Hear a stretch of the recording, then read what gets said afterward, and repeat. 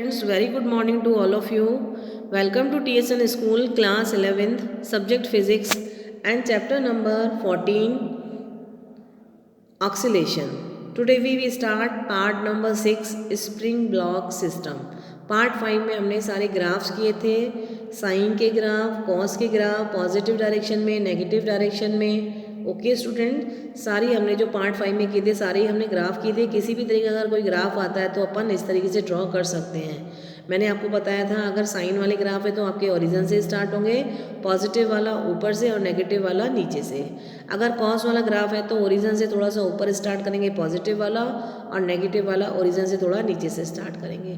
आज हमारा टॉपिक है स्प्रिंग ब्लॉक सिस्टम। अब देखिए आपकी एक स्प्रिंग है, ब्लॉक बना हुआ है एम, इसको हमने थोड़ा खींचा, वो आपका थोड़ा खींच के कहाँ गया एम में, फिर इसको हमने और खींचा एक्स एम में, तो ये इस तरीके से इधर गया फिर आया फिर गया फिर आया, इस तरीके से ये आपकी स्प्रिंग में इस तरीके से मोशन हो ही रहा है। इसमें मैंने लिखा है साइड में, देखिए बॉक्स में लिख रखा है अगर कोई रेजिस्टिविटी फोर्स नहीं है या फ्रिक्शन भी नहीं है या ग्राउंड से फ्रिक्शन नहीं है या एयर का रेजिस्टेंस नहीं है तो ये अनंत काल तक आगे पीछे इस तरीके से होता ही रहेगा। ठीक है, अब देखिए आपका इसमें कुछ स्टेप्स हैं, आपके steps to find time period of any SHM. SHM के लिए हमें टाइम पीरियड किस तरीके से निकालना है, उसके कुछ स्टेप्स हैं। किसी भी एसएचएम में आप टाइम पीरियड फाइंड आउट कर सकते हैं। सबसे पहला इसका स्टेप क्या है आपका, find equilibrium position F net equals to 0। इसको पहले सबसे पहले इक्विलिब्रियम पोजीशन में लेके आओ और एफ नेट इजिकल्स टू 0। फिर राइट बैलेंस फोर्स इक्वेशन, फिर बैलेंस फोर्स इक्वेशन को हमें लिखना पड़ेगा। सेकंड थिंग आपका क्या है, डिस्प्लेस द ऑब्जेक्ट। जो भी आपका ऑब्जेक्ट है उसको डिस्प्लेस करो स्लाइटली, यानी कि थोड़ा सा फ्रॉम द मीन पोजीशन। जो भी आपका मीन पोजीशन पे वो आया उससे थोड़ा और हल्का सा स्लाइड करो। फाइंड न्यू एफ नेट, वहाँ पे आपका न्यू एफ नेट मिलेगा। And mathematically arrive at find net is equals to minus K है। मैथमेटिकली जब आप इसको सॉर्ट आउट करोगे तो आपकी एफ नेट की वैल्यू कितनी आ जाएगी, माइनस के एक्स, जहाँ वो के क्या है आपका एस एच एम कॉन्स्टेंट ही होगा। ठीक है, इसमें थर्ड नंबर पॉइंट क्या है, के की जगह हम एम ओमेगा स्क्वायर या ओमेगा स्क्वायर की जगह के अपॉन एम रख सकते हैं, या ओमेगा इजिकल्स टू रूट के अपॉन एम। वहाँ पे अगर आपका टी इजिकल्स टू क्या होता है 2 पाई अपॉन ओमेगा, तो 2 पाई रूट के अंदर क्या हो जाएगा, ओमेगा की वैल्यू उल्टी हो जाएगी एम अपॉन के। अगर वेट बहुत ज़्यादा है तो टाइम भी बहुत क्या लगेगा, ज़्यादा। अगर स्प्रिंग आपकी ज़्यादा खींच रही है तो वहाँ पे टाइम क्या होगा, कम लगेगा। देखिए टी का जो रिलेशन आ रहा है एम अपॉन के, यानी कि जो प्रोपोर्शनली आपका एम है वो प्रोपोर्शनली है, यानी कि अगर किसी का वेट क्या बहुत ज़्यादा है तो उसको खींचने में समय लगेगा, समय लगेगा यानी टाइम ज़्यादा लगेगा। अगर आपका के यानी कि स्प्रिंग क्या है आपकी खींच रही है, टाइट हो रही है, फटाफट खींच रही है, यानी कि वहाँ पे आपका टाइम पीरियड क्या लगेगा, कम। और यहाँ के क्या आपका K is S H M constant. Okay, अब देखिए हम निकालते हैं किस तरीके से हम फाइंड आउट करते हैं 3 स्टेप्स को यूज़ करके time period of spring block system.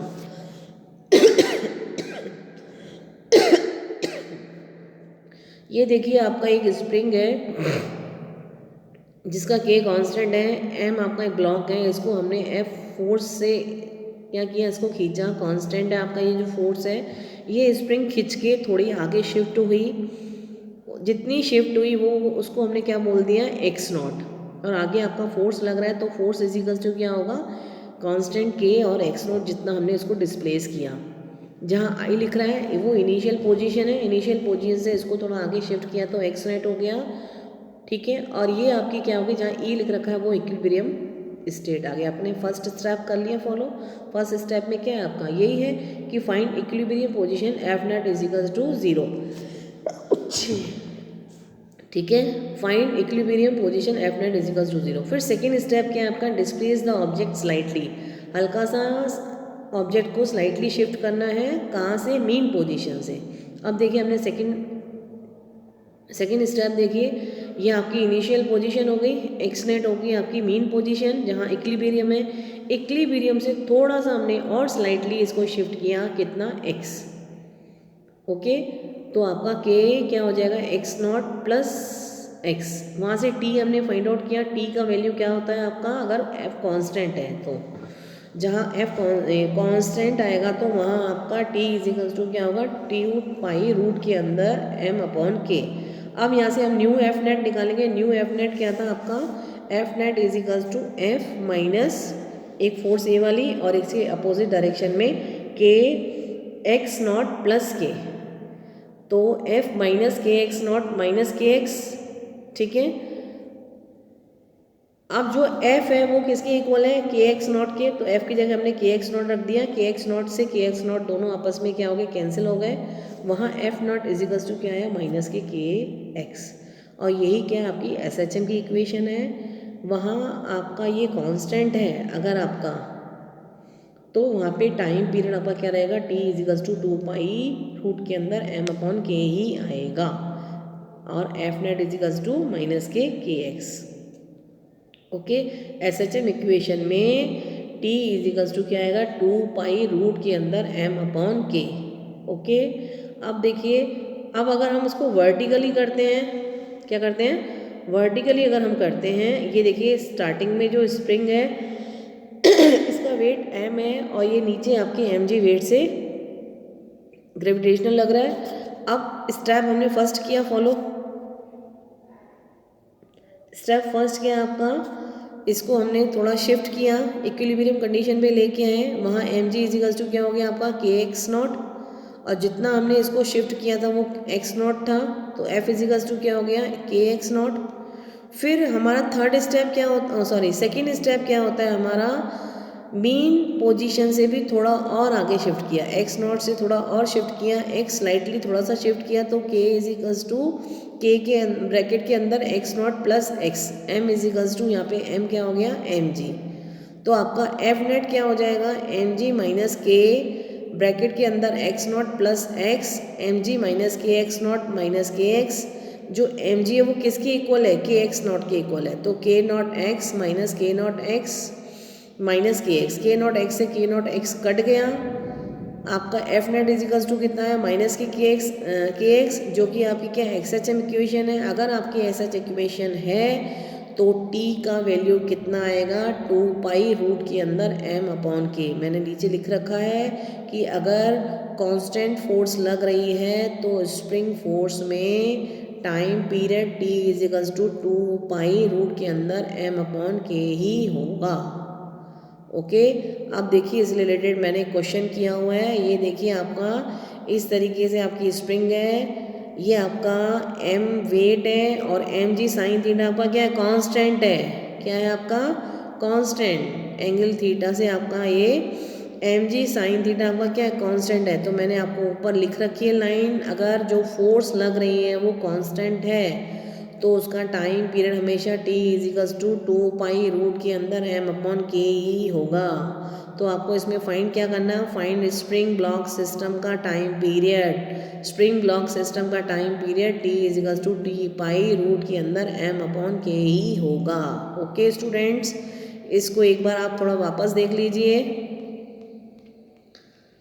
आपका देखिए पार्ट 6 में स्प्रिंग ब्लॉक सिस्टम, ये स्प्रिंग आपकी हमने एम वेट से इसको खींचा, तरीके से आ रहा है, जा रहा है, आ रहा है, जा रहा है, आ रहा है, जा रहा है। अगर इसमें कोई फ्रिक्शन नहीं है या एयर का रेजिस्टेंस नहीं है तो अनंत काल तक इसी तरीके से ऑक्सीलेशन करता रहेगा।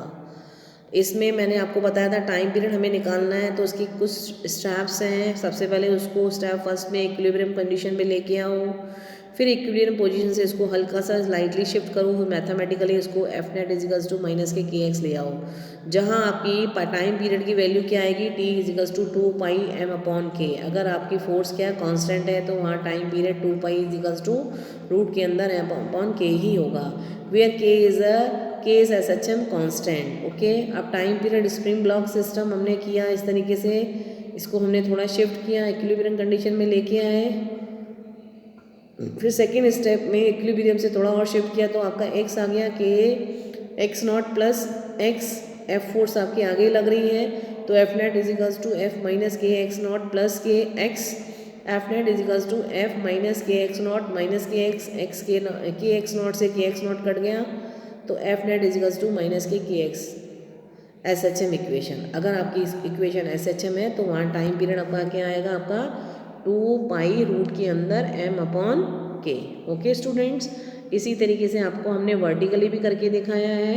वर्टिकली में जो आपका वेट लगता है वो एम जी है, वो एम जी किसके हैं, आपके के एक्स नॉट के इक्वल है। तो यहाँ से एफ नेट इजिकल्स टू क्या आएगा आपका, M G minus K X not plus X, M G minus K X not minus K X not से आपके दोनों कट गए, आपका क्या बचा के एक्स। तो F net equals to minus K X, ये आपकी क्या है एस एच एम इक्वेशन है। वहाँ time period T equals to कितना होता है 2 पाई एम रूट के अंदर एम अपॉन के इस, ठीक है। फिर मैंने नीचे एक नोट भी लिख रखा है, अगर कांस्टेंट फोर्स लग रही है तो स्प्रिंग फोर्स में time period T equals to 2 pi root के अंदर एम अपॉन के ही आएगा। इससे रिलेटेड क्वेश्चन है, इसमें क्वेश्चन कुछ नहीं है, आपका M G sine theta constant है, वो कह रहा है कि वो कांस्टेंट है, तो आपको स्प्रिंग ब्लॉक सिस्टम का टाइम पीरियड निकालना है। तो स्प्रिंग ब्लॉक सिस्टम का time period T equals to T pi root के अंदर एम अपॉन के ही आएगा। ओके, इसको ज़्यादा निकालने की ज़रूरत ही नहीं है, अगर वो कह रहा है कि वो कांस्टेंट है तो वहाँ time period T equals to 2 pi root के अंदर एम अपॉन के ही आएगा। ओके स्टूडेंट्स, इस पार्ट को भी हम यहीं फिनिश करते हैं, ठीक है। आपका क्या क्या हो गया, आपका periodic motion, oscillation motion, S H M की इक्वेशंस, सर्कुलर मोशन, उससे रिलेटेड आपके एस एच एम के ग्राफ्स, और आज हमने पढ़ा time period in S H M block system में हमने टाइम पढ़ा, स्प्रिंग ब्लॉक सिस्टम में हमने टाइम निकाला, time period steps to time period of any S H M, किसी भी एस एच एम में हम टाइम पीरियड किस तरीके से फाइंड आउट करते हैं, जिसमें मैंने आपको बताया अगर आपका कांस्टेंट है फोर्स तो इसमें टाइम पीरियड आपका क्या आएगा 2 पाई रूट के अंदर एम अपॉन के ही आएगा।